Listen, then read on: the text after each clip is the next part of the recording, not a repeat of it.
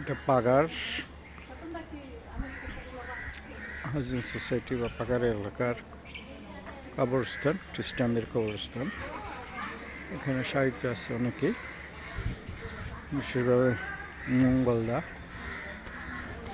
2 বছর আগে প্রায়, এবং সুশান্ত মঙ্গলার ছোটো ভাই বা আমার কাকাতো ভাই, যারা শহীদ হয়েছে এবং অন্য আত্মীয়।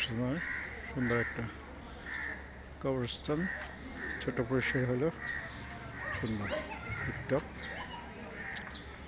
আসলে সবারই একদিন এরকম স্থানে কোনো না কোনো অঞ্চলে এরকম স্থানে আমাদের যেতেই হবে, চেষ্টা করে যে আমরা সচেতনভাবে এবং যীশু খ্রিস্টের সেই আদর্শ অনুসারে জীবনযাপন করি।